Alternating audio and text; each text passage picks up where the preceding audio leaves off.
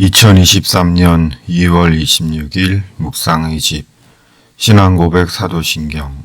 나는 전능하신 아버지 하나님 천지의 창조주를 믿습니다. 나는 그의 유일하신 아들 우리 주 예수 그리스도를 믿습니다. 그는 성령으로 잉태되어 동정녀 마리아에게서 나시고 본디오 빌라도에게 고난을 받아 십자가에 못 박혀 죽으시고 장사된 지 사흘 만에 죽은 자 가운데서 다시 살아나셨으며 하늘에 오르시어 전능하신 아버지 하나님 우편에 앉아 계시다가 거기로부터 살아있는 자와 죽은 자를 심판하러 오십니다. 나는 성령을 믿으며 거룩한 공교회와 성도의 교제와 죄를 용서받는 것과 몸의 부활과 영생을 믿습니다. 아멘. 내 안에 사느니.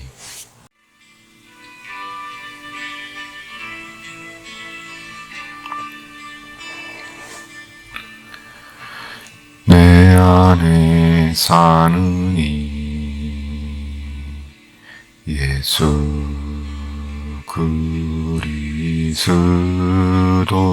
그리스도니 나의 죽음도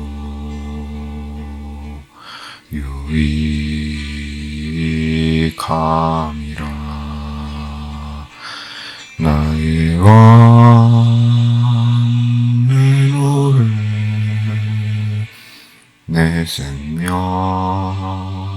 또 내 기쁨 나의 힘 나의 검 내 평화 나의 주 내 안에 사느니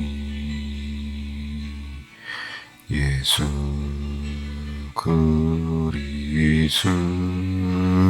그리스도니 나의 죽음도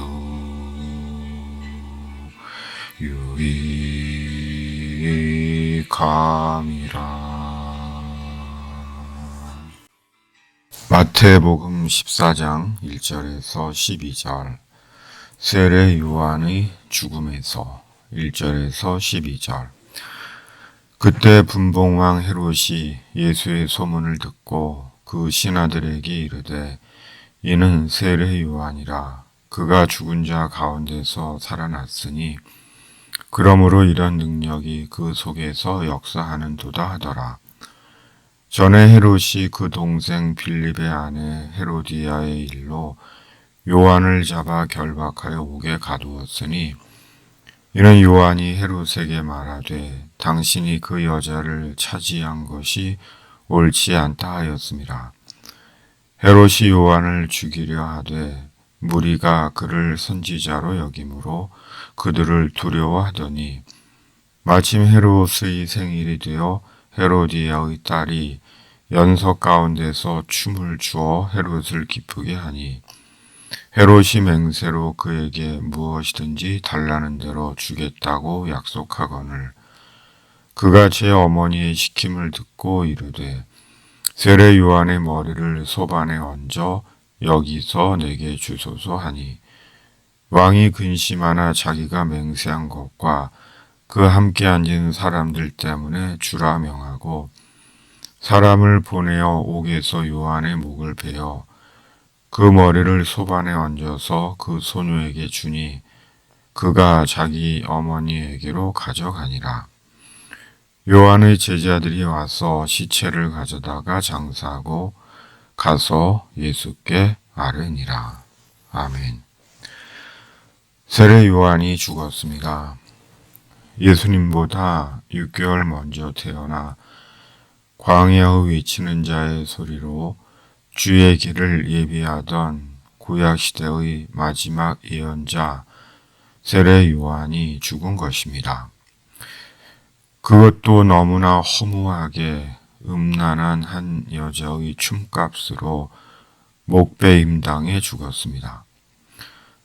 사람의 목숨을 이렇게 거두어도 되나 하는 생각이 들 정도로 세례 요한은 너무도 어이없게 생을 마감했습니다. 그러나 그것이 세례 요한의 인생의 정해진 시간이었습니다. 사람의 죽음에는 여러 유형이 있습니다. 나이가 들어 생물학적으로 죽음을 맞이하는 경우가 일반적이지만 병으로 죽고 사고로 죽고 자연재해로 죽고 전쟁으로 죽고 폭력으로 죽고 급작스러운 심정지로 죽고 자다가 죽고 등등 사람의 죽음의 유형은 너무도 다양합니다. 그러기에 사람의 죽음은 그 누구도 예측을 하지 못합니다. 죽음의 형태와 날과 자리를 자신도 남도 모릅니다. 죽음의 모든 것은 결코 자기 소관이 아닌 것입니다. 사람 중에는 때론 자신의 죽음을 의미롭게 준비하는 경우가 있습니다.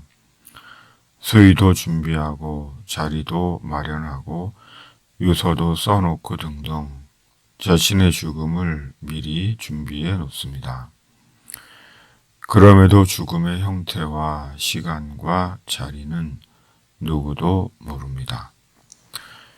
그러므로 중요한 것은 죽는다는 사실을 겸손히 수용하고 어떻게 살다 죽을 것인지를 정하고 사는 것이 더 중요합니다. 왜냐하면 이유 있는 인생을 살다 죽는 죽음은 후회가 덜하기 때문입니다. 세례 요한의 생은 이유와 목적이 있는 생이었습니다. 그리고 그 생은 결코 세례 요한 자신을 위한 생이 아니었습니다. 세상적인 욕망과 성취를 위한 생은 더더욱 아니었습니다. 세례 요한은 스스로 인식할 수 있는 능력을 가진 때부터 생을 마치는 순간까지 철저하게 이유 있고 목적이 있는 인생을 살았습니다. 그 이유와 목적이 예수님이었습니다. 왜냐하면 세례 요한은 성령으로 예수님이 세상 죄를 지고 가는 하나님의 어린 양이라는 것을 알았기 때문입니다. 곧 예수님이 세상의 구원을 위해 오신 속죄의 주님이시라는 것을 알았기 때문입니다. 요한복음 1장 29절 이튿날 요한이 예수께서 자기에게 나오심을 보고 이르되 보라 세상 죄를 지고 가는 하나님의 어린 양이로다. 레프 톨스토이의 단편 사람은 무엇으로 사는가에는 세 가지 질문이 있습니다. 사람의 마음에는 무엇이 있는가? 사람에게 주어지지 않은 것은 무엇인가? 사람은 무엇으로 사는가입니다. 그리고 톨스토이는 그 단편에서 사람의 마음에는 사랑이 있고 사람은 자신의 걱정으로만 살아가는 것이 아니라 사랑으로 산다고 단편을 마칩니다. 참으로 사람에게 중요한 것은 사람이 무엇으로 사는지를 아는 것입니다. 왜냐하면 그것이 자기 인생의 의미와 소망이 되기 때문입니다. 사람이 사람인 것은 사람으로 사는 이유를 바로 알고 사는 것입니다. 이것이 사람됨의 존재 의미이고 이유입니다. 요즘처럼 개를 사람처럼 키우는 시대에 개가 제 아무리 사람과 가장 친밀한 짐승이고 똑똑하고 충성스럽다 해도 개는 자기가 사는 이유를 모르듯이 사람은 개가 아닌 것입니다. 그러므로 사람으로 자기가 사는 이유를 바로 알고 그 삶을 살아야 하는 것입니다. 시인 윤동주는 그의 시 길에서 풀 한 폭이 없는 이 길을 걷는 것은 담 저쪽에 내가 남아있는 까닭이고 내가 사는 것은 다만 잃은 것을 찾는 까닭입니다. 라고 쓰고 있습니다. 자신을 찾아가는 시인의 순례로 존재와 인생의 의미를 찾아가는 시인의 여정을 보여줍니다. 우리는 세례 요한처럼 사는 이유를 아는 자들입니다. 비록 광야에서 낙타 털옷을 입고 야생꿀을 먹으며 산다 할지라도 심지어 허무하고 어이없게 죽는다 할지라도 사는 이유를 알고 그것으로 행복한 자들입니다. 그리고 그 이유가 예수님입니다. 왜냐하면 예수님이 세상 죄를 지고 가는 하나님의 어린 양이기 때문입니다. 예수님으로 속죄를 얻고 천국에 들어가기 때문입니다. 영생하는 하나님의 나라에 들어가기 때문입니다. 세상에서 모든 부와 권세와 인기와 향락을 누려도 하나님의 나라에 들어가지 못하면 슬프고 고통스러운 영혼입니다. 가장 비참한 존재입니다. 아멘. 주기도문. 하늘에 계신 우리 아버지, 아버지의 이름을 거룩하게 하시며 아버지의 나라가 오게 하시며 아버지의 뜻이 하늘에서와 같이 땅에서도 이루어지게 하소서.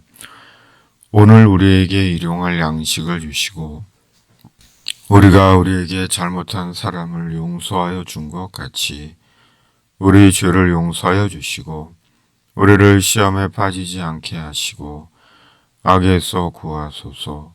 나라와 권능과 영광이 영원히 아버지의 것입니다. 아멘.